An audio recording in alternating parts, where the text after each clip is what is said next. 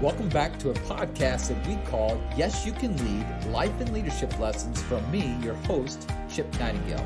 My goal with this podcast is to help encourage people, businesses, coaches, pastors, and families when it comes to life and leadership lessons. What we need to understand is that God created all of us to lead and to be led.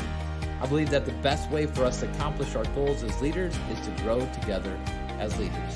Before we get started, I want to remind you that I've written a book on conflict called Ceasefire, Finding Peace When All You See is Conflict. With everything that is happening around our world today, this book could not come at a better time. We are all experiencing some sort of conflict. So how do we take the next steps to resolve it? You can buy the book on Amazon, or you can go to my website at chipnightingale.com to get more information. Now let's dive into episode number 10, Accountability. I want to talk about accountability. Accountability is one of these terms that I think is being lost in our families today, especially, but really in light of the environments that we work in and all those types of things. In order to have success, we need to be held accountable. There's three types of accountability. There's ownership, taking ownership in what you do. There's the results, basically justifying your results. Accountability, we have to have accountability so that we can justify how we're doing, how things are progressing, and that they're moving forward. And accountability also means that we're working towards a common goal. I think as parents today, we're doing a huge disservice to our children because we're not holding them accountable. And because we're not holding them accountable, now they become adults and now they don't like being held accountable. My daughter this last week came to me with a scenario where she was trying to manipulate a situation. Now, she didn't believe that that's what she was doing, but ultimately that is what she was doing. And she's telling me about it. And she's telling me how a friend confided in her. But then she was so frustrated with the scenario, she ended up going to the friend that this person was talking about and explained exactly what was happening. Well, what she was doing was she was tired of dealing with conflict. So to resolve the conflict, she was like, I'm just going to get this all out in the open. But it wasn't her place to get it out in the open. So she's having this conversation with me. She's crying. She's frustrated. And the reality was, is I'm listening to her. I'm going, oh, my goodness, this is your fault. This isn't your friend's fault. This is your fault. They're frustrated with you because they trusted you with some information and you used that information against them. Now, she wasn't very happy with me when I said that, but here's what I did, kind of taking a next step approach. I said, now here's what I want you to do. I'm going to hold you accountable to going back to those friends and saying you were wrong, that you shouldn't have had that conversation, and not going back going, well, because of this scenario, and giving all the excuses, but actually going back to them with a sincere heart and saying, I made a mistake. I was wrong. Will you forgive me?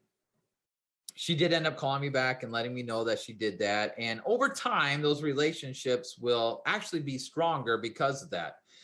But it was important that I hold her accountable to the mistakes that she made, not just oh, honey, I'm so sorry. They shouldn't be treating you like that. You're right. You're so right. The truth is when they're wrong, you need to let them know that they're wrong. I know a mom who is constantly trying to protect their son.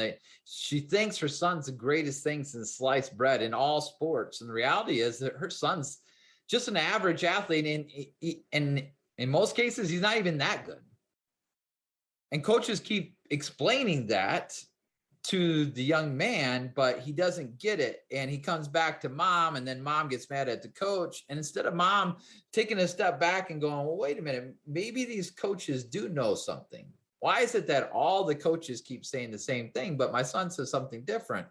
Well, the reason is because we don't want to hold them accountable. All we want to do is protect them. Well, our job is to protect them. And part of protecting them is holding them accountable to what they do, what they say, how they act, how they respond. Maybe your son in that situation just needs to learn how to walk through life when things aren't easy. Don't you think it'd be better to hold them accountable so they're ready for that when they're adults? Because I'm telling you right now, if we don't prepare them for that now, Then there'll be the situations like I'm in today, where when I hold someone accountable, they complain about it and they get frustrated and they get irritated, and all of a sudden I'm not easy to work with. See, accountability is extremely important. It really is the environment of success. There's 6 things I want to share with you. And these are problems caused by a lack of accountability. Number 1, low quality of work. Oh my goodness. I think we think that the quality of work will be greater if we just let them do what they want to do. The truth is that they need to be held accountable. They need to be held to a higher standard, or they're not going to meet that standard. If they can't handle the pressure, then they just need to get out. They need to get out of the kitchen, like they talk about. Decreased productivity. Oh my goodness. I cannot tell you how hard and difficult this is with some of the younger people that I work with today. Their productivity has been decreased because they can't handle the pressure. Well, they can't handle the pressure because mom and dad didn't prepare them to be able to handle the pressure. They were never held accountable before. The other thing is that we think that by protecting and making things okay, that they won't leave. The truth is that your turnover rate is much higher when you don't give them accountability. The 4th thing is disengaged employees.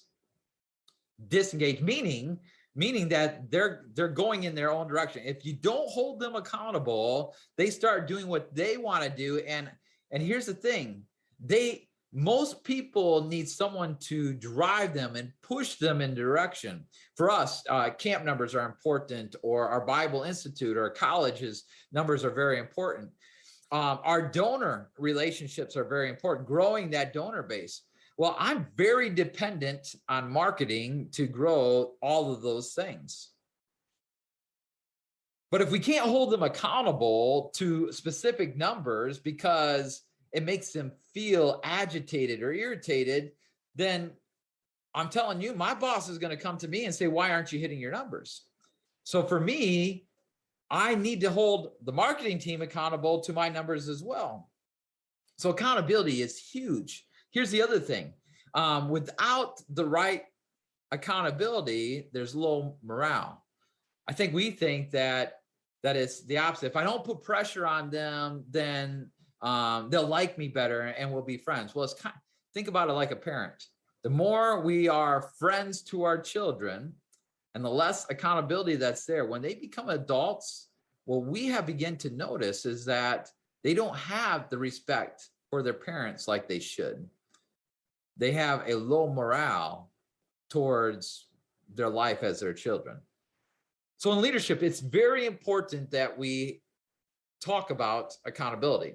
We set goals. Now, it's okay to push the goals to a limit that will push them, and we may not hit those goals, but it's important to still have those goals as our driving marks, because if we don't, then what are we driving to? So I would encourage you, if you're someone that struggles with providing accountability as a leader, whether it's in your home, whether it's in your church, whether it's in your workplace, that you take a step back and remember the importance of accountability. Accountability is what drives us. Accountability is what puts us in a position where we're moving in the same direction. Accountability ultimately is what's going to hold our family unit together. So when you think about accountability, remember that we are a family, that we're working together, and sometimes the tough decisions in leading means that sometimes accountability means we need to let people go and get the right people in the right seats that we can hold accountable. Hope this was encouragement to you. It's a big lesson that I'm learning today. Until next time, this is Chip Nightingale with Yes, You Can Lead, Life and Leadership Lessons. Love you guys. Talk to you later.